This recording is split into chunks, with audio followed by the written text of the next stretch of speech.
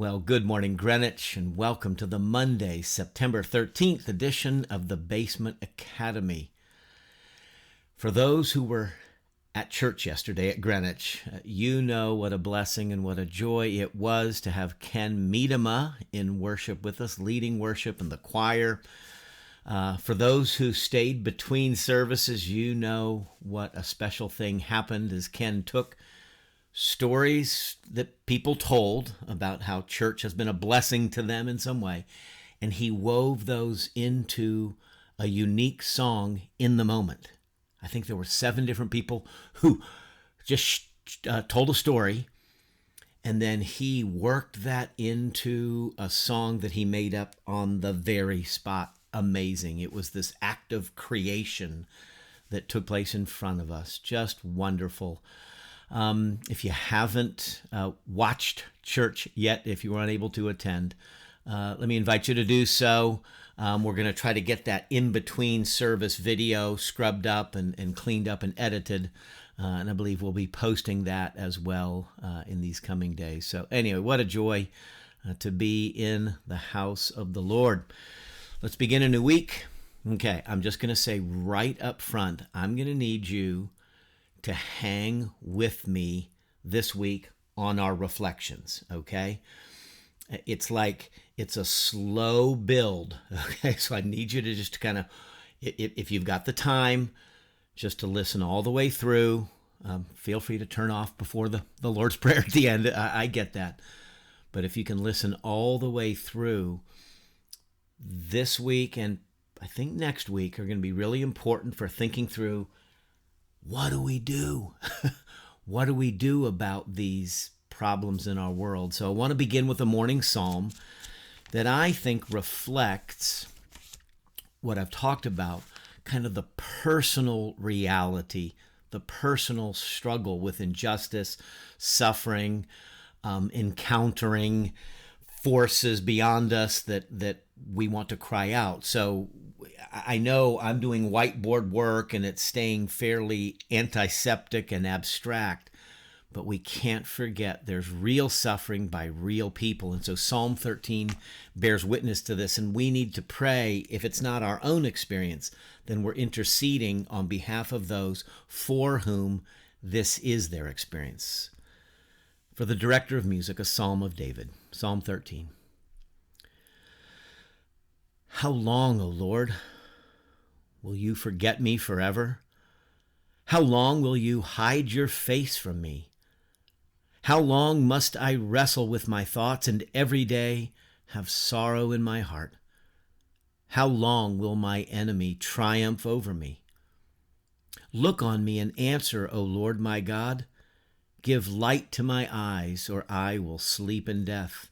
My enemy will say, I have overcome him, and my foes will rejoice when I fall. But I trust in your unfailing love. My heart rejoices in your salvation. I will sing to the Lord, for he has been good to me. Psalm 13, just 6 verses. A really important psalm to pray. Again, advocate the praying of 5 psalms. Every day you go through the entire book of Psalms. If this is not your own experience of wrestling with thoughts every day and sorrow in your heart, wondering how long, oh God, am I going to have to endure this thing, this trial?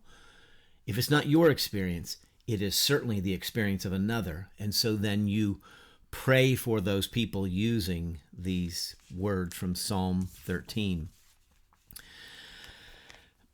Part of the value of the Psalms, they're roughly 3,000 years old. They remind us that we are not alone in our experience of suffering, of pain, of difficulty, of injustice. Again, we don't know exactly the circumstances, but for those in our society and in other places, think of the people in Afghanistan now as the Taliban is taking over. How long?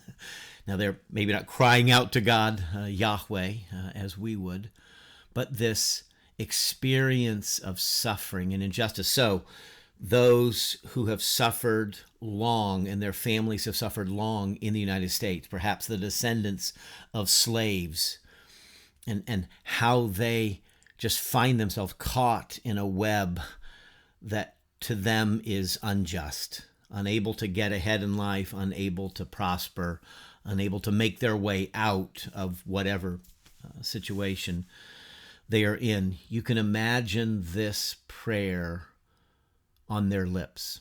And so we need to pray on behalf of those. Lord, how long till the world is delivered? How long until we see your kingdom come on earth as it is in heaven?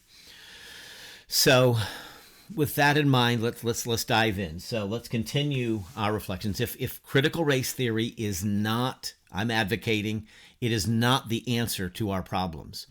It is seeking to explain how we got where we are, laying the blame at the feet of white heterosexual males. And there's a whole host of assumptions and propositions and statements and beliefs tied into critical race theory.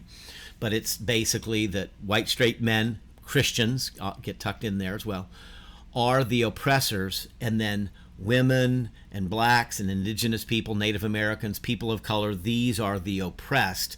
And so these are the dynamics that are propelling our society forward, and all of the institutions of our society are designed intentionally to protect and preserve the power of the white person, particularly white men, white straight men. So I'm saying that is not the best explanatory model for what's happening in the United States of America. It's an explanatory model. I think it falls short, but it is one that is gaining momentum and it's gaining foothold. And so if it's not critical race theory, if we don't buy into that, then what do we do? And so it's last week, kind of coming at things slowly. This week we'll come at things slowly. I will eventually get to what are some steps we can do. But you're not going to like a lot of my answers. I'm just telling you, okay? So I'm asking you, please, as a favor to a brother, just hang in, because this is hard work right now, okay? And I want to try to get at some of this today. So last week was arguing there's 3 arenas in which we act against social injustice, racial injustice, economic injustice, etc., okay? 3 arenas. Arena 1 would be the local arena, where I work and play and shop, people I know, people I come across, okay? So very local, personal, family, and so respond, okay? Be the good Samaritan to the person in need, okay? So what do? We respond if we see something or speak out, okay? Not always easy, but we can do something about it. Arena 2 is more the regional area, okay? Let's say our kind of Nokesville, Greenwich community, which would stretch to Warrenton, Bealton, Culpeper, and up to, Manassas and Haymarket and, around Warrenton and like. So you've got a regional expression where we join together with others. There's a group effort. So we is more than me, okay? So we pool our resources together in a church, in some other service organization, and we seek to alleviate some need. We seek to mitigate some need, some situation. We bring our combined resources to bear, both with voice, with money, with time, with effort, with sacrifice and service.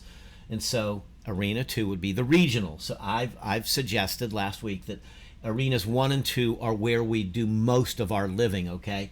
But arena 3 is where it gets tricky, the societal level.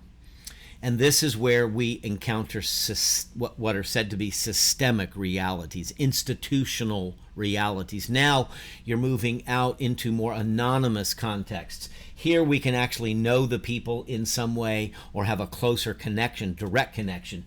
You move out to the societal level, and what we really, the means by which we address those needs are really through the electoral process, which has to deal with legislation, public policy, education, okay? So this is why critical race theory is working at the level of the school boards. They're trying to change the way people think, and if you change the way people think about society and human history, or American history in particular, then over time, they're going to change society. So there's an educational expression as well as a public policy. And so corporate trainings, federal trainings, and the like are trying to change people's behavior with some accompanying gosh, I don't want to, how do I say this, punitive measures. If you don't get on board, then you're off the ship, okay? And so people are getting fired for not buying in or embracing the tenets of critical race theory in whatever expression it comes, okay, in the different ways. So at the societal level, I would argue this is where the action is, okay? This is where the differences are. Most of us can do some work here and feel kind of okay about it, right? But it feels like there's more to do. How can we change the laws? How can we change society? How can we change the way people think about people of color and about race and about class and the like? So A3, Arena 3, is, I would argue, is what we're thinking about typically when we're focusing on this.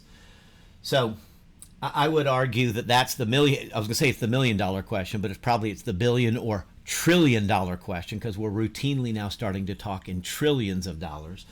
That's the money question. How do we fix Arena 3?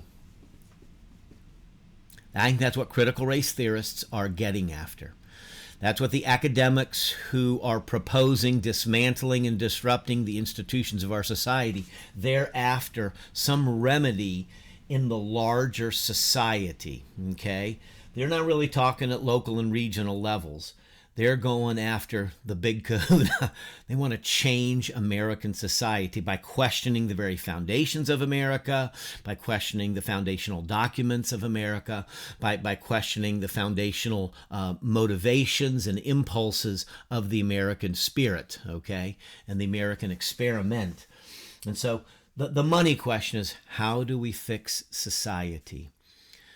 These, what are said to be systemic injustices, systemic realities, institutional ways of being in our society that come against classes and groups of people. Hence, identity politics has kind of grown up as an effort to work at this more anonymous level. You don't have individual identity as an American, regardless of the color of your skin. You actually are the identity group of the color of your skin, or your gender identity, or your class, or something like that.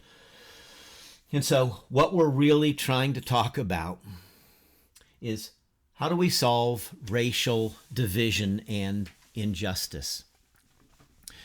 What seem to be systemic actions against unarmed black men that are killed by the police. Now, data would indicate it's actually unarmed white men that actually suffer more at the hands of the police, law enforcement.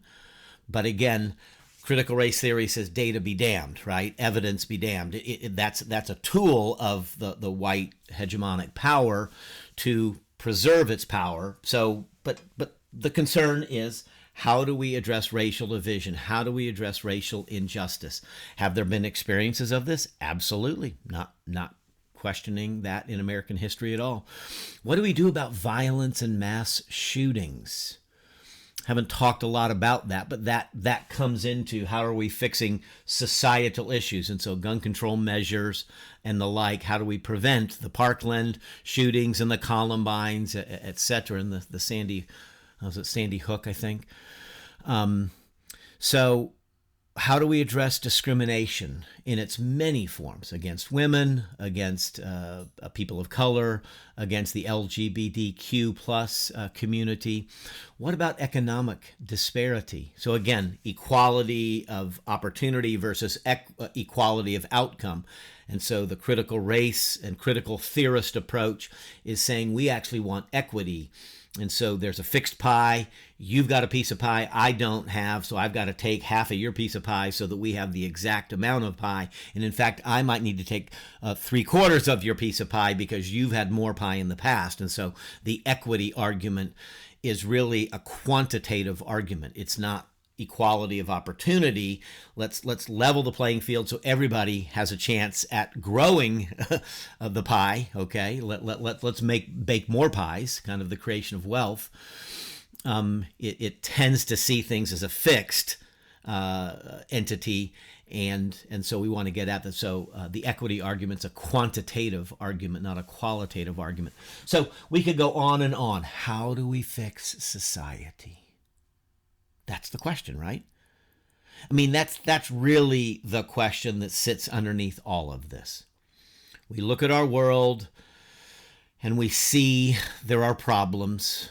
We perceive the problems differently, but we all agree there's problems. That is, some would perceive the problem to be in this direction, others would perceive it to be in that direction, but we all look and we see that we don't have the fully flourishing society, liberty and justice for all. We don't see that everybody is flourishing in body, mind, and spirit, economically, and in other ways. And so there's this, we look out at American society. We could look at Afghanistan, for instance, or Myanmar and Burma, where we have some connection to the helping to care for people who've struggled there. This is the question. This is the long question. This is not a new question. This is the long, age-old human question. We look at society, we look at the world, and we see that it's not right. We have a sense internally that we're not seeing, that there's more that we could be realizing. There's more that we could be experiencing as a human family. And then different nations and different nation states and different groups pursue what they perceive to be in their best interests to create the society that flourishes, or the set of circumstances that will benefit their world. And so this is where wars come from, right? Because humans don't always see things the same way. So I hope you see where I'm starting to go with this thing, okay? So this is the question, okay? So critical race theory's getting after this. I'm arguing if it's not critical race theory, what do we do? Well, we can move, and we'll talk more about specific things we can do at Greenwich, perhaps to address some of these. Here's where the action is. Here's what we're perceiving is the problem, that we're trying to fix the world, right? I'm going to ask a couple questions that maybe you've never asked before. What makes us think we can fix the world? What makes us think we can fix Arena 3? What makes us think that we can fix racial injustice and economic disparity and violence of humans against other humans? What makes us think we can fix discrimination of any kind? Okay? There's something in us, certainly here in America, I can't speak to other nations. I would offer to you that in other places, they probably don't think this way. This may be a uniquely American or Western democratic thought process. We can fix this thing. What makes us think we can fix these issues? And then kind of the flip side of that coin, what makes us think we should fix those things? That's a separate question altogether. Can we fix it? Should we fix it? Maybe we reverse those questions. The first question is, should we do something about what we perceive to be wrong in the world? Is that something again, what do we mean when we say we? I'm thinking we Greenwich people, we Americans, okay? So we Christians, we Americans. Okay, so that's the audience I'm speaking to. I'm speaking right to Greenwich right now. But when I'm thinking, what makes us think we as Americans should fix these things in our society? And then what makes us think we can fix them? So it's one thing that we should fix them. It's another thing, can we fix it, right? So I'm questioning some assumptions. These are just assumed, right? I mean, you might be slightly put off by me asking the questions. Okay, that's why I said at the outset, hang with me this week, okay? I'm going to do some of this work that's like, whoa, wait a second. Of course we should set about fixing things. And of course we can. Look at all we've been able to accomplish in American society. We have fought wars to fix things and to address things, okay? So I'm not saying we can't and shouldn't. I'm just asking the question. I want to raise the assumption up. I want to question the assumption a little bit. Where does that come from? What makes us think we can and should fix Arena 3? I would offer to you that only a society that already cares about justice for all is committed to these kinds of things.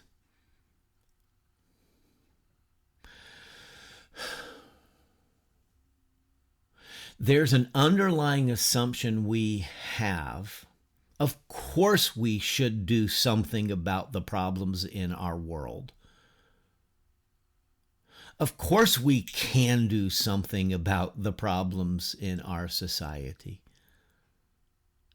Those assumptions are the assumptions of a society, of a people that are already committed to justice for all. If you can hang with me on this one.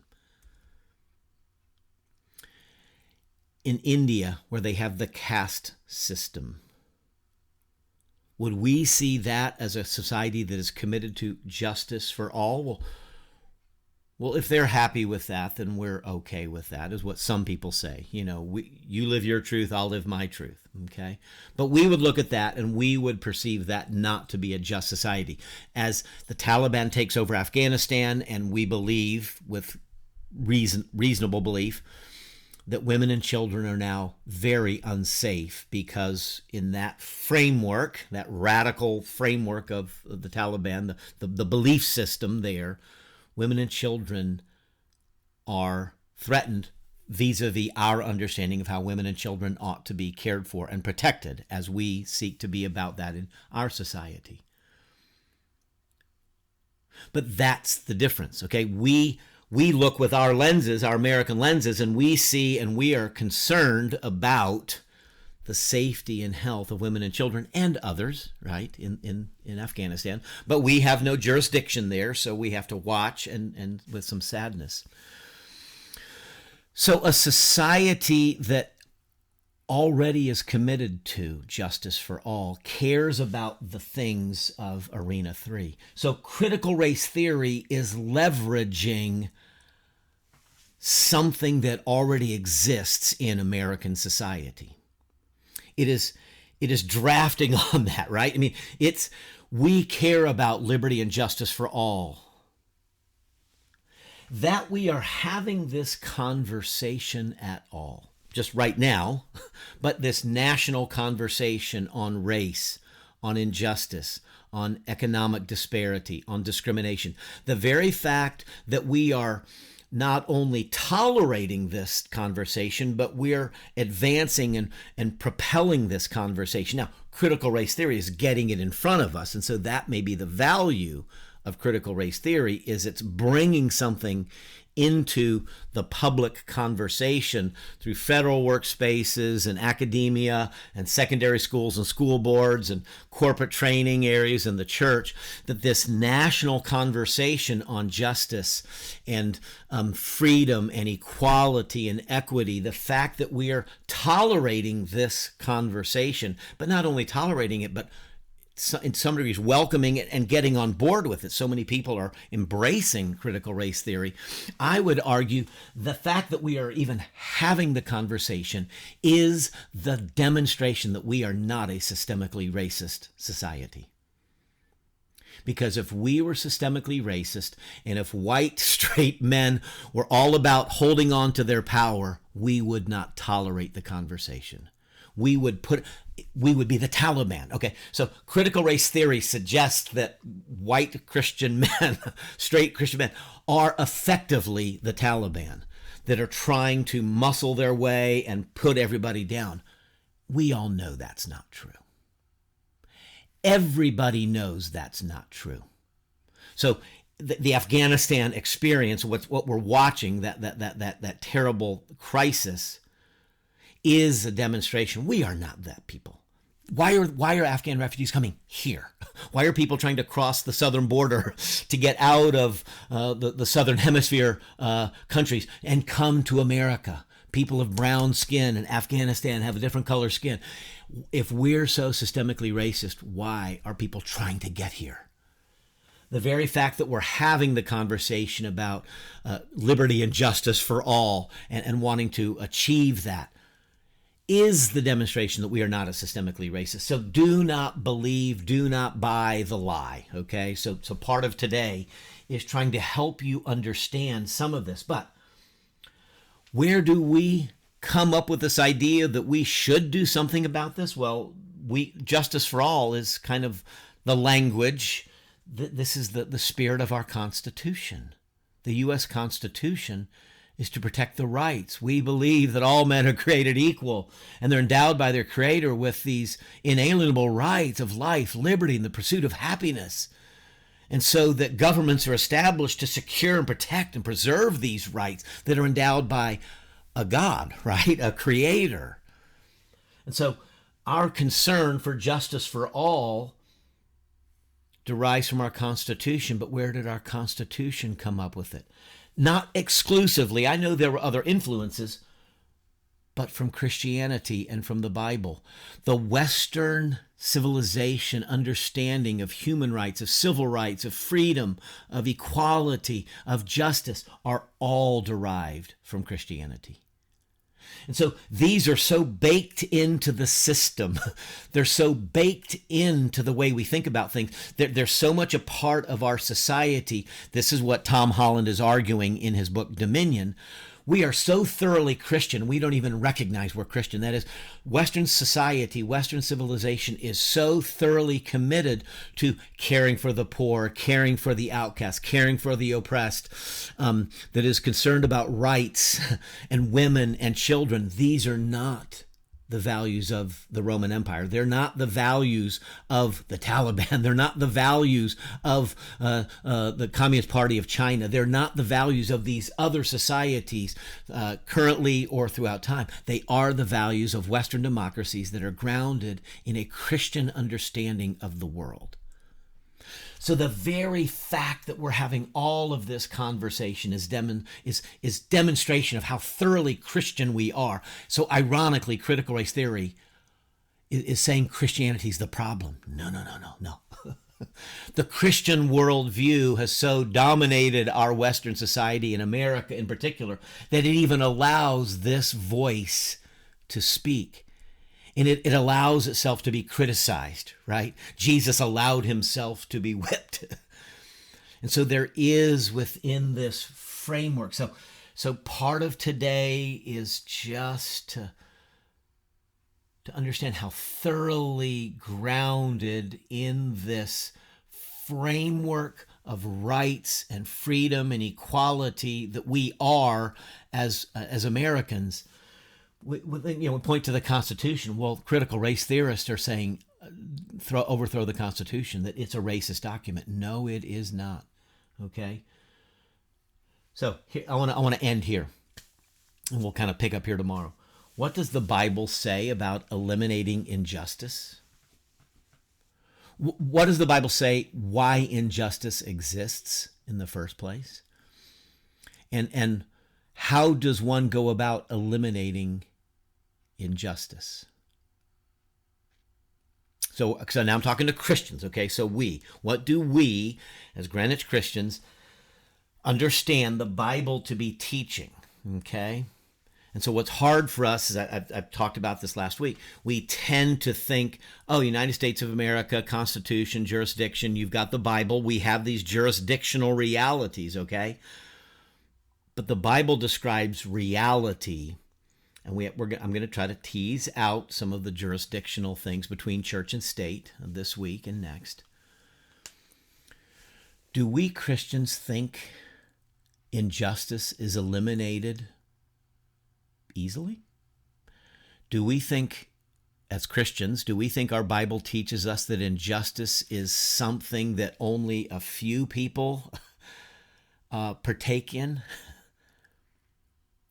Our scriptures remind us that there is something, an infection that has happened in the human family that affects the entire human family throughout space and time, not just a segment, one nation at one little part in time and one color skin of people. So it's not just white people that are the problem.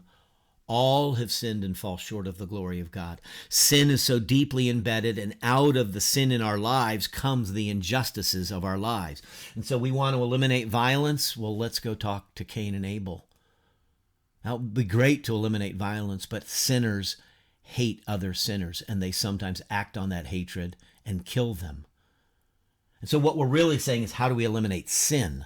See, so arena 3, all of these things, racial division, injustice, violence, mass shootings, discrimination of every form and kind, economic disparity, these arise as a result of sin in the human family. That's what our scriptures teach. And so because our scriptures teach that, when we formed our Constitution, we know that no individual can be trusted. You get tyranny that way, okay? So we must have a separation of powers. There must be checks and balances, because individuals and even groups of individuals cannot always be trusted because of a flaw in the human family. And so that's why our foundational document of these scriptures sits underneath. Again, I know there are other thoughts that are being brought into the Constitution, but there's a fundamental understanding of something wrong with the human family. So we have this separation of powers. And so we actually are committed to justice for all. And so I might argue that the critical race theorists might be onto something, that power is the big issue, but they're wrong in the analysis of where that power differential comes from. It doesn't arise from white people. It arises from sin within. And so I'm going to stop there. A little long today. Hopefully you've hung in. This is important work to do. It's hard work to do. So you might have to listen to this a couple times to try to get some of these nuances. But it's really important that we understand it. So let's pray. Father, thank you for the hope that we have of a just kingdom that is coming and will come finally, fully, and forever. Until that time, keep us vigilant and wise and humble and compassionate and engaged, both in our churches and in our society. And Lord, help us to do the hard work within and without of bringing about your just kingdom. Hear us as we pray in the name of Jesus, who taught us to pray together, saying, Our Father, who art in heaven, hallowed be thy name. Thy kingdom come, and thy will be done on earth as it is in heaven.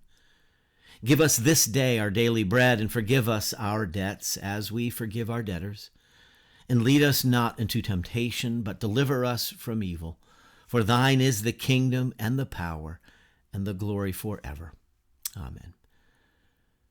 May God be kind and gracious to you this day, this week, and to you, your loved ones. And may God watch over us as a people as we work our way through these very difficult times. Bless you.